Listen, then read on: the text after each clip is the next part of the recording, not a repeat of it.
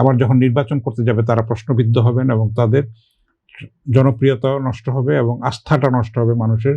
সাহিত্যকে রাজনৈতিক সংগ্রামের শক্তিশালী অস্ত্র হিসেবে কেন ব্যবহার করেছিলেন নজরুল? সাহিত্য তো একটা কাল্পনিক বিষয় না, একটা মানে ইউটোপিয়ান জিনিস না। সাহিত্য তো মানুষের কল্যাণের জন্যই, তাই না?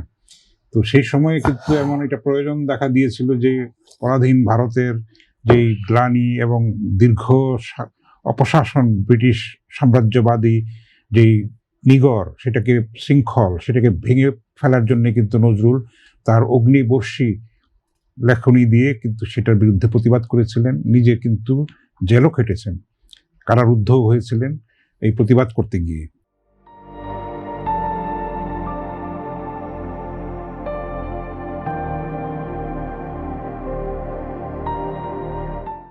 তা আমরা নজরুলের মধ্যে কথায় এবং কাজে আমরা মিল দেখি এবং সেখানে কিন্তু অন্যদের থেকে তিনি একটু অন্য মানে ভিন্ন আর কি। তার স্বাতন্ত্র্যে তিনি উজ্জ্বল। সেই ক্ষেত্রে সাহিত্যটাকে আপনার মানুষের কল্যাণের জন্য সেই মুহূর্তে প্রয়োজন হয়ে দাঁড়িয়েছিল যে এটাকে আরো বেগবান করা এবং মানুষের কল্যাণের জন্য একটা মানে দীপ্ত একটা তারুণ্যের উচ্ছ্বাস, সেটাকে কাজে লাগানোর জন্য, সমাজটাকে ঘুরে ধরা সমাজটাকে পরিবর্তনের জন্য এবং মানুষের ভেতরের যে আত্মশক্তি সেটা জাগরণের জন্য এটা প্রয়োজন হয়ে দাঁড়িয়েছিল। যেই কারণে আমাদের মুক্তিযুদ্ধ করতে হয়েছে, যেই কারণে আমাদের স্বৈরাচারের বিরুদ্ধে আন্দোলন করতে হয়েছে, আমাদের মাতৃভাষাকে রক্ষা করার জন্য আমাদের আন্দোলন করতে হয়েছে। সেগুলির ভিত্তিতে কিন্তু আমাদের উৎকৃষ্ট অনেক সাহিত্য রচিত। এর সঙ্গে একটু যুক্ত করে আজকের বাস্তবতা নিয়ে আসতে চাই, সেটি হচ্ছে সাম্রাজ্যবাদের বিরুদ্ধে রাজনৈতিক বিদ্রোহের প্রতীক ছিলেন নজরুল। সেই রাজনৈতিক বিদ্রোহ বা সাম্রাজ্যবাদের সর্বশেষ আর কি কলা কৌশল আমরা আমাদের বাংলাদেশের রাজনৈতিক প্রেক্ষাপটে আমরা দেখেছি, যেটি সর্বশেষ একটি বিস্ফোরণমূলক তথ্য দিয়েছেন সাবেক পররাষ্ট্র উপদেষ্টা তৌহিদ হোসেন। তিনি বলেছেন গুরুত্বপূর্ণ সিদ্ধান্ত হতো কিচেন ক্যাবিনেটে। তিনি 3 বার পদত্যাগ করতে চেয়েছিলেন, তাকে পদত্যাগ করতে দেওয়া হয়নি, যে পদত্যাগ করতে গেলে হচ্ছে সরকারের জন্য বিব্রত হবে।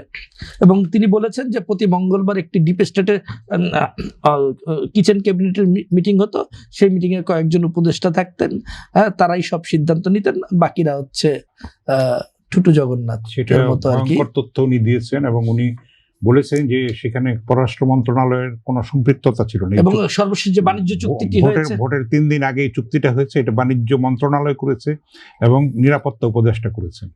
তো উনি বলেছেন যে হয়তো আমাদের এটা প্রয়োজন ছিল কিংবা আমাদের উপায় ছিল না এটা না করে। তো এটা কিন্তু তথ্যটা কিন্তু খুবই ভয়ঙ্কর। আমরা একটার পর একটা কিন্তু দেখতে পাচ্ছি যে রিভিল্ড হচ্ছে।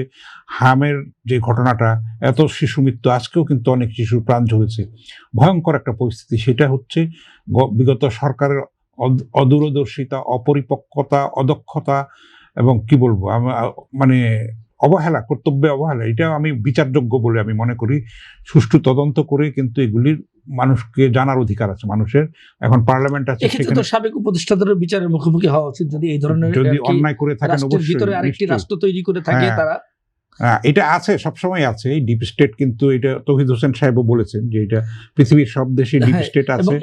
এই আন্দোলনে ডিপ স্টেটের ভূমিকার কথা তিনি বলেছেন, স্বীকার করেছেন। সেগুলি ক্ষতিকর যখন হয় তখন কিন্তু জনকল্যাণের জন্য আসে না, সেগুলির থেকে আমাদের শিক্ষা নেওয়া উচিত এবং এটাকে যতটা সম্ভব পাবলিক করা উচিত। এটা আমি মনে করি এই চুক্তি পার্লামেন্টেও আলোচিত হওয়া উচিত এবং এটা রিভিউ করা উচিত।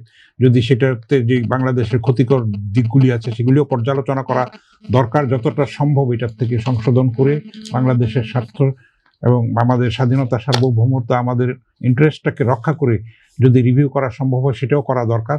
মানুষের জানার অধিকার আছে, মূল কথাটা হচ্ছে এখানে রাইট টু নো।